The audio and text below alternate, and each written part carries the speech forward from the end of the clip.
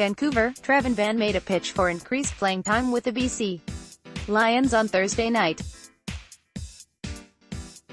Van's 8-yard touchdown run early in the fourth quarter staked the Lions to a comeback 31-23 win over the Edmonton Eskimos. The BC Lions TJ list 6 attempts to grab the ball after the Edmonton Eskimos' Darrell Walker, who made the reception, lost control of it. Walker was ruled down after making the catch and Edmonton retained possession of the ball. Darrell Dyke, the Canadian pressed the Lions 3-4, ended their losing skid at 2 games while handing the Eskimos 5-3, their first loss in 4 outings.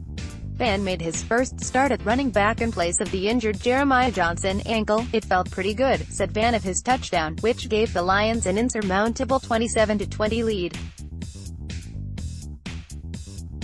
"Our main goal was to go out there and win," article continued below. The decisive TD come one play after defensive lineman Otha Foster forced Edmonton quarterback Mike Riley to fumble and then recovered the ball himself.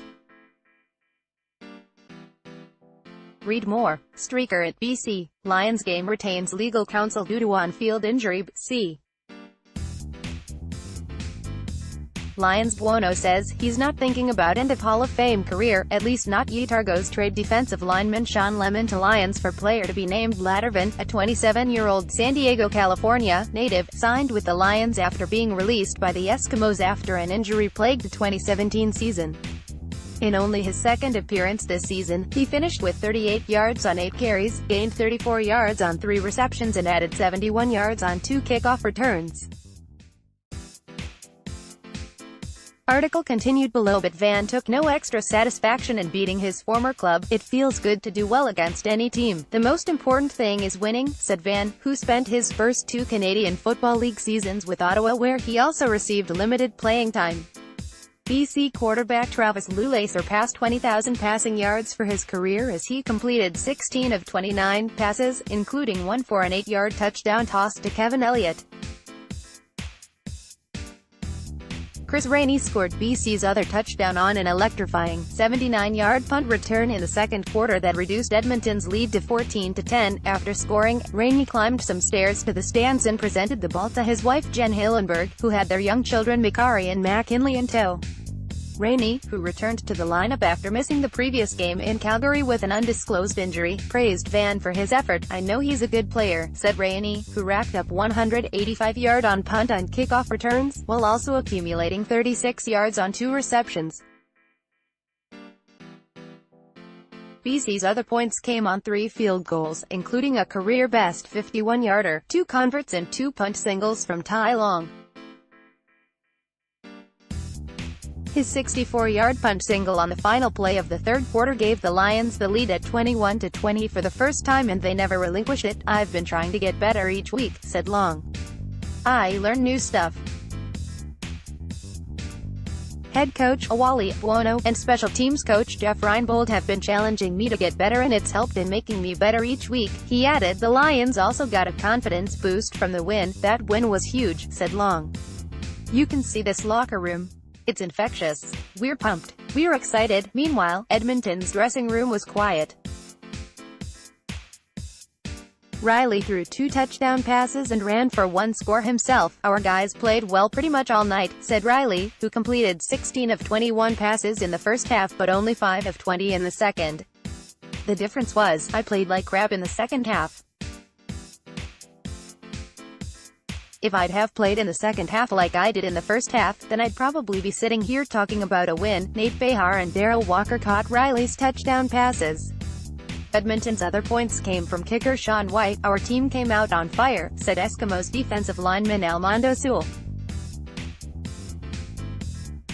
"We just took our foot off the gas and then they came back, found some momentum and they just kept on going." Edmonton's successful fake field goal attempt led to a Riley 1-yard touchdown plunge early in the second quarter.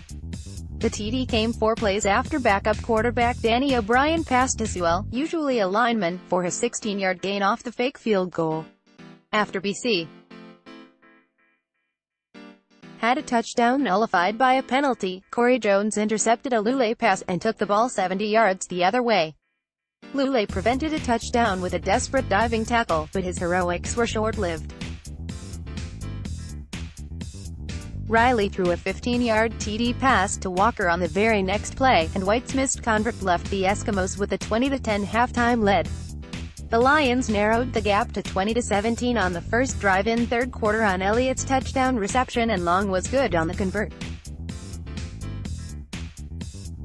Long's 51-yard field goal, a career best, created a 20-20 tie at 7:32 of the third quarter.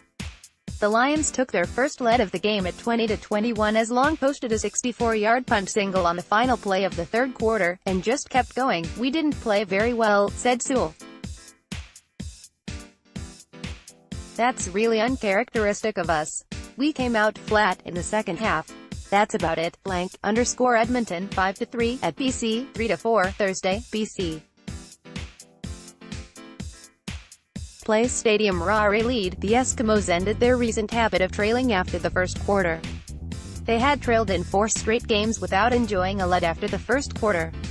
Notable passes. Riley now has a league-leading 16 touchdown passes on the season.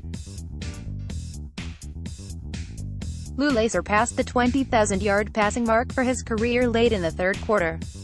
Home heartbreak ends. The Lions posted their first home win over the Eskimos since October 22, 2016. Prior to Thursday, the Eskimos had won 5 straight games at BC Place. Rainey returns. Rainey returned to the BC lineup after missing last weekend's game in Calgary with an undisclosed injury. It ended his consecutive games played streak at 41. He has now suited up for 51 of BC's last 53 games. Reception streaks. BC receiver Emmanuel Arsenault extended his reception streak to 109 games. Teammate Brian Burnham has now caught at least one pass in 52 consecutive contests.